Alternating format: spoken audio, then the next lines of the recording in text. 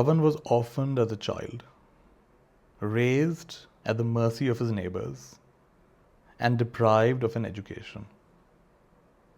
Even then, he had managed to pull through by dint of hard work. He started off by selling edible things on his cart, and over the years, he had progressed to owning a small shop. He had an easygoing nature, he was honest in his dealings, and the genuine interest he took in his customers had also paid dividends. People liked him, and that made doing business much easier.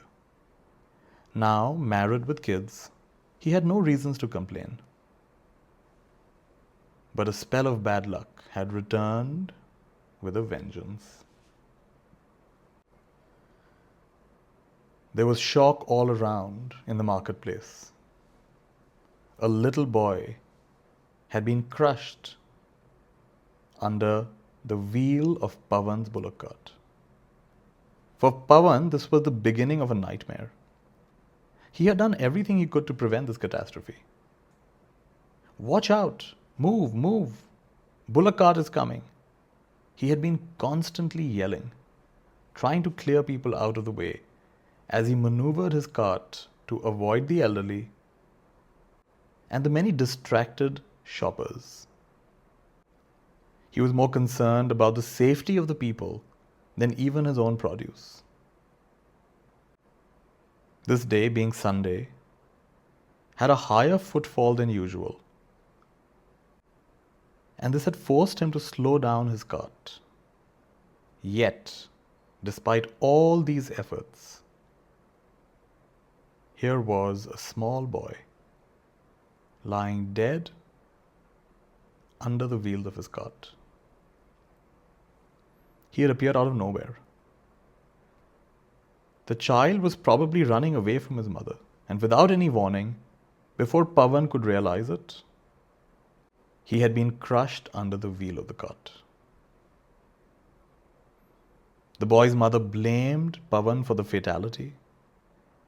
People gathered around and began yelling at him without even knowing the full facts of the matter. Naturally, the sight of a dead child evoked compassion. Pawan was unable to defend himself. He became an easy target for the crowd to vent their anger. Soon the police arrived and they questioned Pawan. He gave them the facts without hesitation. That in spite of him screaming to warn the pedestrians, the boy had appeared out of nowhere and gotten crushed.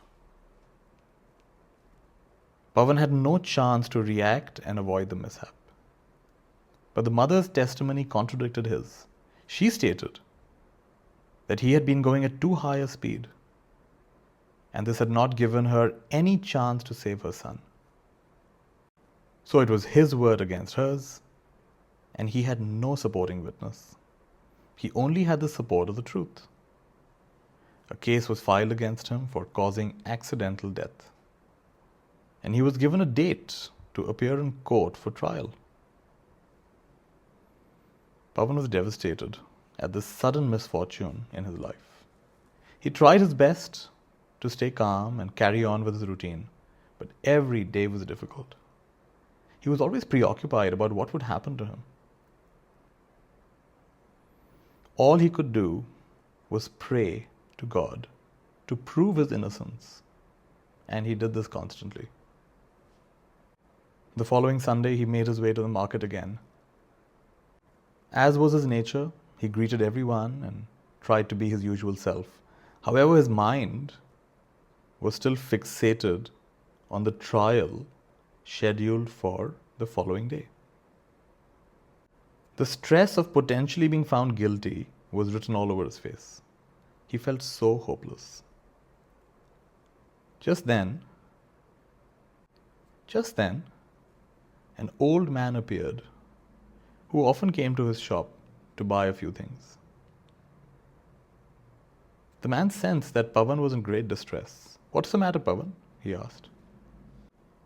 Pawan respected him, so he felt no hesitation in sharing his worries with him.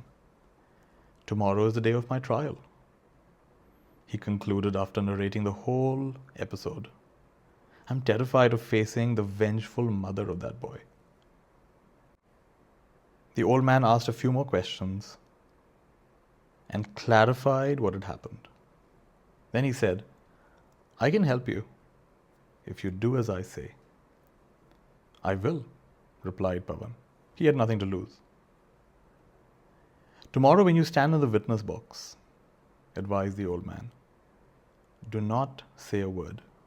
Instead, concentrate your mind on God. Do not say anything at all. Is that clear? Can you do that? Yes, I will do as you say. In this way, Pawan accepted his advice. The old man blessed him and left. The next day, the trial began.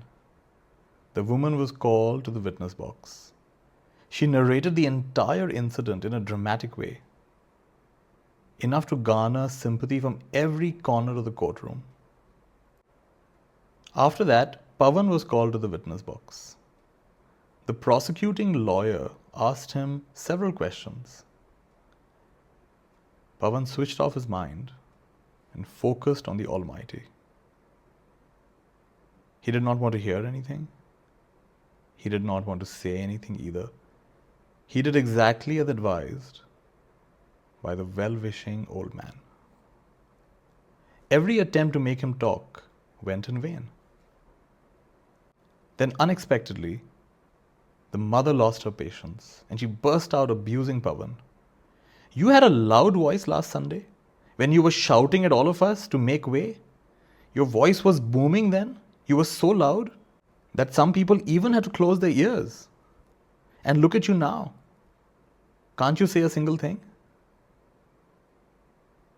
Right after this outburst, Pawan's lawyer immediately sprang up and said, if it's true that Pawan was shouting so loudly and telling everyone to move away, then why did you not hold on to your child?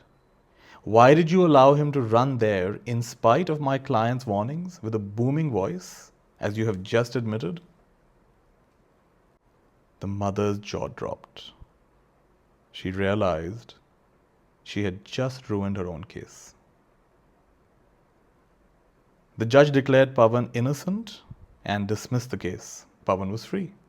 There was euphoria all around. His lawyer was curious and asked him why he had chosen to remain silent. And Pawan shared how the old man who had visited his shop the previous day had advised him to focus his mind on God and not say a word during the interrogation. As Pawan reflected how being silent for just a few moments had saved his life, whereas the woman who had lost control of her speech for just a few moments had managed to lose the case. He realized how important it is to be mindful of what we say, how important it is to speak, to improve on the silence.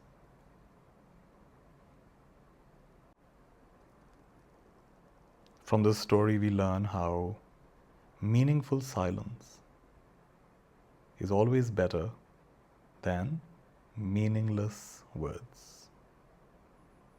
Silence isn't just empty. It's full of depth. It's full of answers. And for those who don't value our words, silence is usually the best answer. Let us all speak to improve on the silence or keep our silence. How wonderful.